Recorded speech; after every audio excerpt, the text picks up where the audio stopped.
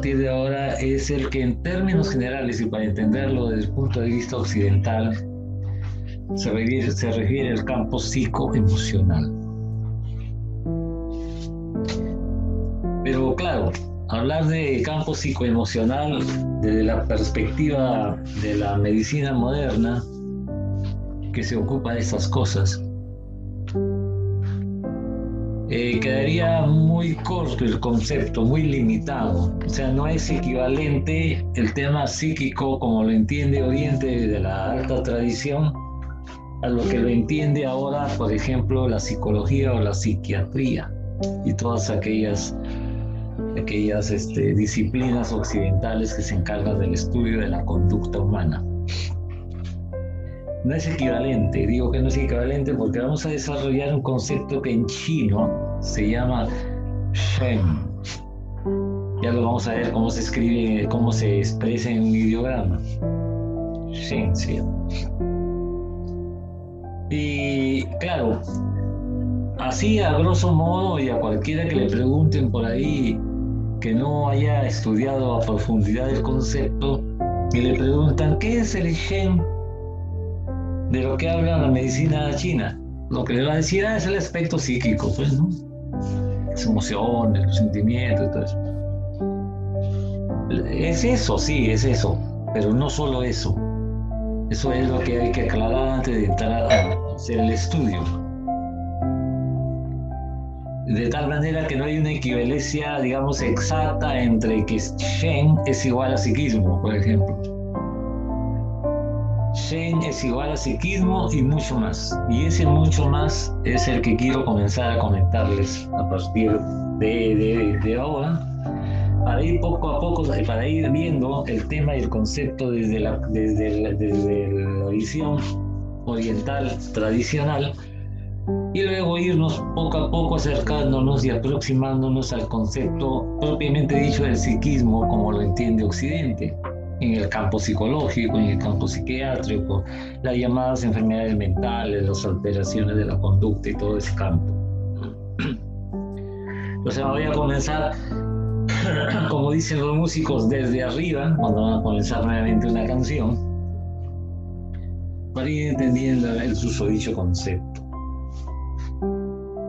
Y el concepto hay que aclararlo porque en el aspecto tradicional en nuestro idioma hay que utilizar algunos términos que dentro de lo que es la idiosincrasia occidental fácilmente pueden ser relacionados al tema religioso, cosa que no es así. Hay que entender en principio que Occidente tiene la mala costumbre de repartirse la torta, ¿no? Por ejemplo, es como una torta que la reparten de momento en 3 partes. Una tajada para los médicos que ven el cuerpo, el médico occidental. Otra tajada para los loqueros y otra tajada para la iglesia. Entonces cada una de estas tiene una versión y una apreciación, por lo menos no solo distinta, sino incluso muchas veces contradictoria. Y ese tema, eso de repartirse, digamos, la salud del cuerpo para el médico convencional, la salud de la psiquis para el loquero y la salud del alma para la iglesia, pues si lo vamos a ver desde ese punto de vista nos vamos a desenfocar mucho del concepto llamado Shen. ¿Por qué? Porque inevitablemente cuando vayamos a ver de dónde parte este conocimiento, van a haber algunos términos que, si bien dentro de lo que es el lenguaje, lo que es el idioma, no son atributo ni autoría de la iglesia los utiliza y cada vez que se dicen se relaciona con algún aspecto del dogma judío-cristiano. Entonces, por eso es que hay que hacer algunas aclaraciones. Les comentaba en otro momento, por ejemplo, que cuando a la traducción dice el ser humano es un individuo que se gesta y se desarrolla bajo los influjos del cielo y de la tierra. Entonces, mayormente, ¿qué se entiende por cielo en Occidente? El cielo como que es un término y un concepto cuya autoría, cuyo copyright, ¿no? es facultativo de la Iglesia. Entonces, cuando escuchamos cielo en ese sentido, como lo dice la alta tradición hace más de 5.000 años, es muy fácil relacionar el concepto cielo con el cielo como recompensa, como ese lugar que, según el dogma judío-cristiano, resulta ser el premio para quienes no pecaron o para los justos, etcétera, etcétera. Y no es lo mismo. Cuando los chinos hablan cielo, desde el punto de vista tradicional se refieren al cosmos, al universo, todas esas fuerzas infinitamente grandes en las cuales estamos no solamente como especie, sino como planeta, como sistema, inmersos. Entonces, si yo escucho cielo y lo voy a relacionar con el pecado, con la virtud, con el premio, estamos en otro lugar. Por eso es que en algunos casos va a haber que hacer esas aclaraciones. ¿Por qué? Porque cuando el Shen, cuando se habla del Shen, y que muchos solamente lo ven desde la perspectiva de la medicina psiquiátrica, la medicina o la psicología, o estudio de la conducta,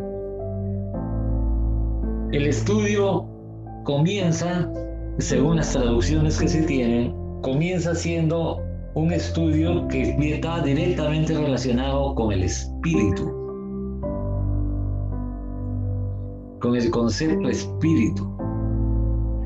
Entonces el espíritu lleva a la espiritualidad, y la espiritualidad hay muchas formas de vivirla, de manifestarla, dependiendo de las épocas y los tiempos. Por ejemplo, para las religiones judías, judío-cristianas, la espiritualidad es todo aquello que esté relacionado a su dogma religioso. Pero para los budistas estará relacionado con el mensaje de Buda. Para los musulmanes será un asunto de Mahoma y una interpretación de Mahoma. En definitiva y en fin, no hay una concordancia y un acuerdo, como casi en todas las cosas en este planeta y sobre todo en esta humanidad, que tiene una gran falta de unidad y que vive en los extremos y es absolutamente incapaz y torpe para ver conciliaciones. Siempre se para en un plato de la balanza en el lado más extremo posible. La afirmación propia y la negación del contrario. Eso es muy propio del pensamiento cartesiano que vivimos, ¿no? Lo cierto es que la dinámica del pensamiento y del concepto, inclusive no del pensamiento, sino de todo lo que se desarrolla bajo la creación, a propósito de una fuerza que se expresa y se manifiesta en el yin y el yang, por lo tanto no son dos, sino tres. Todo el universo, toda la creación, el comportamiento de la creación, desde lo infinitamente grande hasta lo infinitamente pequeño, siempre se va a observar, ya sea desde la perspectiva filosófica, metafísica, física, científica o lo que le dé la gana, se debe expresar a través de tres fuerzas. Una fuerza que afirma, una fuerza que niega y otra tercera fuerza que concilia. La única manera de que se haya desarrollado el universo hasta donde lo conocemos es gracias precisamente a ese Tao, esa trifuerza, que partiendo del 1 engendra al 2, el 2 engendra al 3. Y cuando el 3 se hace manifiesto, se genera y se crea todo lo que existe, según la UC. Todo ese principio, esa ley está presente en todas las cosas y en todos los mundos, sea que sean infinitamente pequeños o infinitamente grandes. Siempre hay una fuerza que afirma, otra que niega y otra que concilia.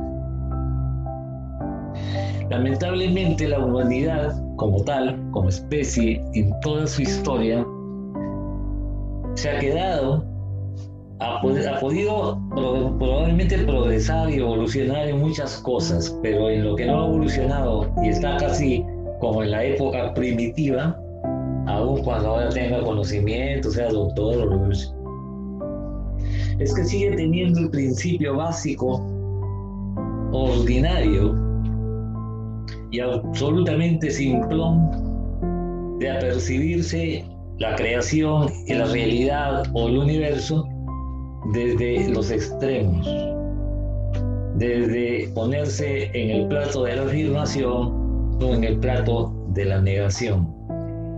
Vive entre negro y blanco, alto, bajo, bueno o malo. No hay conciliación. Y lo que genera la creación es lo que genera la creación y todo lo que se crea y se recrea constantemente en el universo es gracias a la conciliación. Los dos extremos son necesarios, pero si no son conciliados, son destructivos.